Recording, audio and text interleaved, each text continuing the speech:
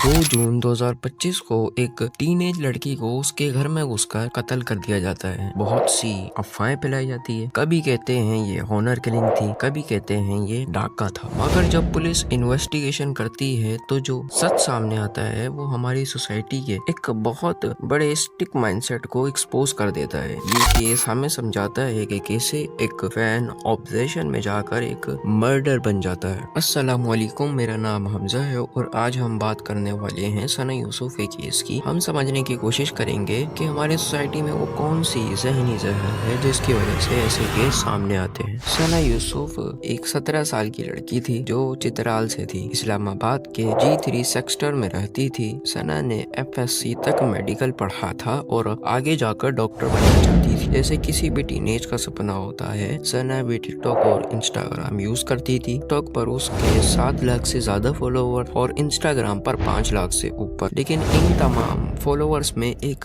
ऐसा भी फैन था जो उसको ऑब्सेशन के लेवल तक फॉलो कर रहा था। उसका नाम था उमर। 22 साल का लड़का, फैसलाबाद का रहने वाला उमर खुद भी एक छोटा मोटा इन्फ्लुएंसर था। 17,000 फॉलोवर के साथ ऑनलाइन वो अपना नाम काका रखता था। उमर एक एवरेज लड़का था जिसका सिर्फ एक काम था, टिकटॉक स्क्रॉल कर। जब उसकी नजर सना पर पड़ी तो वो उसको हर तरीके से कांटेक्ट करने की कोशिश करने लगा। सना ने उसे बार बार इग्नोर किया, रिजेक्ट किया, लेकिन उमर ने पीछा ना छोड़ा। उमर फैसलाबाद से ट्रेवल करके इस्लामाबाद आ जाता है। सना का एड्रेस ढूंढता है, उसके घर के बाहर घंटों खड़ा रहता है। 1 जून 2025 सना अपनी फैमिली के साथ बर्थडे सेलिब्रेट करती है। 2 जून को वो अपने सोशल मीडिया पर बर्थडे सेलिब्रेशन की वीडियो पोस्ट करती है। उसी दिन उमर भी इस्लामाबाद में होता है। वो 6-7 घंटा सना के घर के बाहर खड़ा रहता है ताकि किसी तरीके से उसकी सना से मुलाकात हो जाए। उमर घर के बाहर नजर रखने लगता है, देखता है कि कब घर के मर्द बाहर जाएंगे। शाम 5 बजे के करीब सना के वालिद भी घर से निकल जाते हैं। उमर को लगता है कि सना अब घर में अकेली है। वो दीवार फलांग कर घर के अंदर घुस जाता है। अंदर सना के साथ उसकी आंटी जो चित्राल से आई थी वो भी होती है। जब सना उमर को देखकर मम्मा करती है तो उमर अपनी पिस्तौल निकालता है और करीब से सना पर 2 गोलियां चलाता है। दोनों गोलियां उसके सीने पर लग जाती हैं। सना की आंटी भागकर इसकी तरफ आती है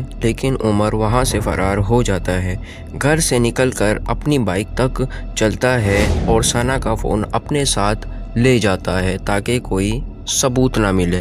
रात तक सना की कत्ल की खबर सोशल मीडिया पर वायरल हो जाती है। पब्लिक प्रेशर बढ़ाने लगती है। इस्लामाबाद पुलिस इन्वेस्टिगेशन करती है। सीसीटीवी फुटेज मिलते हैं, आई विटनेस मिलते हैं। पुलिस ने 1300 कैमरास और 300 मोबाइल फोन्स को ट्रेस किया और उमर को फैसलाबाद में लोकेट कर लिया। उमर के पास से सना का फोन और मर्डर वेपन भी बरामद होता है। IPG इस्लामाबाद ने कॉन्फ्रेंस किया कि उमर ने अपना जुर्म कबूल कर लिया। इस केस को पाकिस्तान पहले कोड सेक्शन 302 के तहत रजिस्टर किया जाएगा। लेकिन सबसे डरावनी बात क्या थी? उमर ने ये सब कुछ इन्फ्लुएंस में नहीं किया, ये सब कुछ सोच कर प्लान बनाकर किया गया था। ये कोई इमोशन सडन क्राइम नहीं था, ये टॉक्सिक माइंडसेट का नतीजा था। हमारी सोसाइटी में इन्फ्लुएंसर घर के लिए नफरत, जजमेंट और विक्टिम ब्लेमिंग का माहौल इतना नॉर्मल हो गया है कि लोग कत्ल को जस्टिफाई करते हैं। सोशल मीडिया पर लोगों ने कमेंट किया, अच्छा हुआ ऐसे लोग मर रहे हैं, बुरे का बुरा अंजाम। ये माइंडसेट, ये ज़हनियत हमारे मर्दाना ईगो की तरबियत का नतीजा है। जब लड़की किसी लड़के को रिजेक्ट करती है तो वो अपनी इंसल्ट समझने लगता है और उस इंसल्ट का बदला लेना चाहता है, चाहे उसके लिए उसकी जान ही क्यों न लेनी पड़े। हमारी मीडिया, हमारे ड्रामास, हमारी फिल्म, सब ने ऑब्सेशन को पहरा बनाकर दिखाया है। कबीर सिंह, मुर्तसिम, ये कैरेक्टर हमारी सोसाइटी में ऑब्सेशन को ग्लोरीफाई करते हैं। उमर जैसे लोग हर रोज ये सब देखकर ये सीख रहे हैं कि लड़की ना नहीं कह सकती। अगर वो ना कहती है तो उसका अंजाम उमर डिसाइड करेगा। अगर हमारी सोसाइटी में ये माइंडसेट ना होता तो आज सना जिंदा होती। ये वक्त है कि सोसाइटी में इस जहर को समझा जाए। ये सिर्फ सना का केस नहीं था, ये हर उस लड़की का केस जो किसी का ऑब्सेशन बन जाती है। हर उस इंसान जो सिर्फ अपने एग्जिस्टेंस की वजह से किसी की नफरत का नशा बन जाता है। प्लीज इस वीडियो को एक स्टोरी ना समझे, ये एक मिरर है जिसमें आप अपने चेहरे देखते हैं।